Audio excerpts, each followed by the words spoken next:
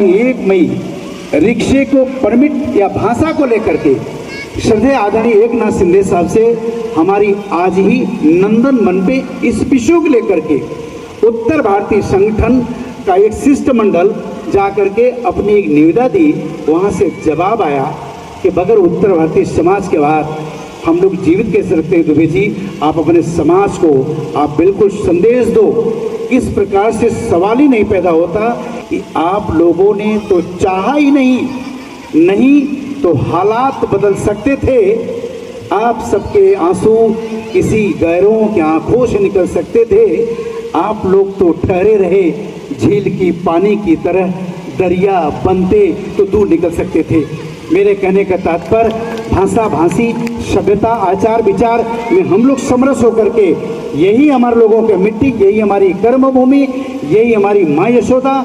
आइए हम सब लोग मिलकर के समरस होकर के यहाँ के महाराष्ट्र अस्मिता के लिए हम इनके लिए भी एक एहसास दिलाए।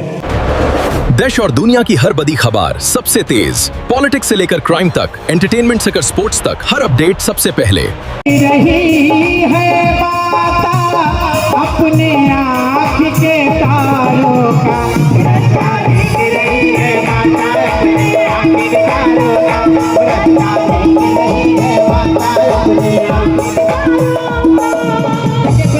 श्री सुभाष राजभर भैया की तरफ से 500 रुपए का पुरस्कार गुप्ता जी के नृत्य के लिए जोरदार तालियां, आदरणीय राजभर भैया के लिए जोरदार तालियां। हो सारे जग में ठिकाना, सारे गम के मारों गुलाब चंद दुबे भैया आए हैं। संता पांडे जी के तरफ से आदरणीय श्री प्रदीप पंडित जी, श्री सुशील गुप्ता।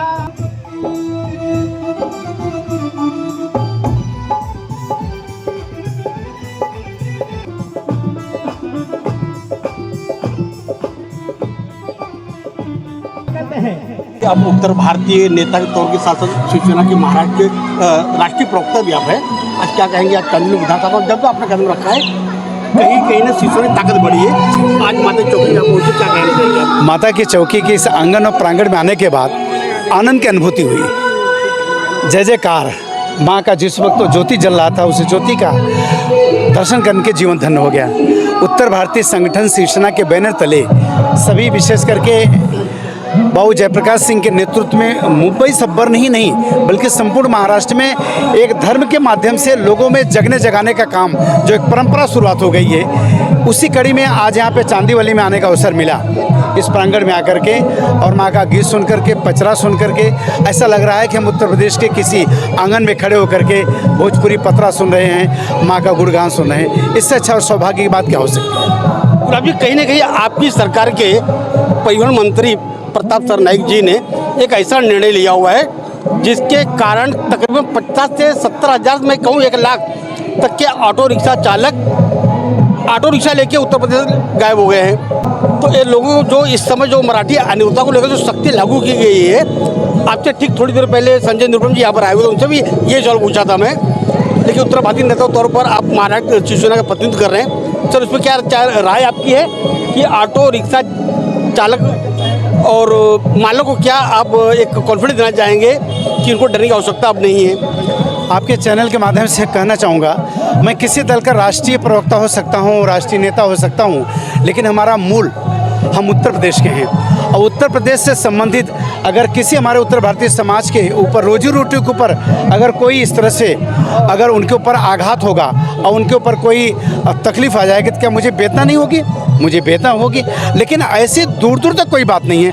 आज ही हम जयप्रकाश सिंह और राजेश सिंह, हमारा उत्तर भारतीय संगठन शिवसेना के बैनर तले शिष्टमंडल, सभी हम लोग, सुषमा सिंह, सब लोग आज गए थे आदरणीय एकनाथ शिंदे साहब के पास।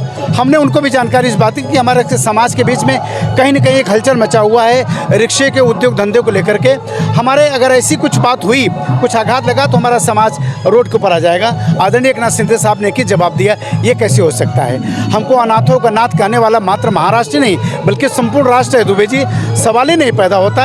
हाँ, कैबिनेट मिनिस्टर आदरणीय प्रताप सरनाईक साहब एक संवैधानिक पद पे बैठे हुए हैं। कहीं न कहीं महाराष्ट्र या किसी भी गवर्नमेंट का जीआर निकलने के बाद संवैधानिक पद का निर्वाह करना पड़ता है, जो कि आप लोकतंत्र के चौथे स्तंभ पत्रकार हैं, आपको पता है, उसका निर्वाह करना पड़ता है। जैसे एग्जाम्पल तौर पे यूजीसी को लेकर के आदरणीय नरेंद्र मोदी साहब का बहुत खींचा लेकर हुआ, लेकिन हुआ कुछ नहीं। उसी तरीके से आगामी 1 तारीख को फिर आपका यह माइक होगा, फिर आप पत्रकार गुरु मेरे सामने होंगे, फिर मैं आपका एक प्रतिनिधि पे होऊंगा, यही जवाब दूंगा। आने वाले 1 तारीख 1 मई को किसी उत्तर भारतीय समाज या रिक्शा चलाने वाले व्यक्ति के घर में चूल्हा जलता रहेगा, अनवर जलता रहेगा, किसी प्रकार का कोई अभिशापित 1 मई नहीं होगा। ये मैं आपको आपके चैनल के माध्यम से विश्वास करता हूँ। इसलिए इस राष्ट्र और महाराष्ट्र को अनाथों का नाथ एकनाथ शिंदे साहब जैसा महत्वपूर्ण लीडर मिला हुआ है, नेता मिला हुआ है, जिस पार्टी में हम लोग उत्तर भारतीय संगठन शिवसेना इस वक्त फल फूल रही है। यही मैं बहन आपको चैनल के माध्यम से यही संदेश देना चाहता हूँ। 1 मई को हम लोग बड़े उन्माद खुशी के साथ एक भी परमिट कैंसिल नहीं किए जाएंगे मातृभाषा भाषी के नाम पे। नया कोई समीकरण बनेगा, नया कहीं उसके अंदर कोई समझौता होगा और हमें पूरा विश्वास है। बहुत बहुत धन्यवाद। धन्यवाद।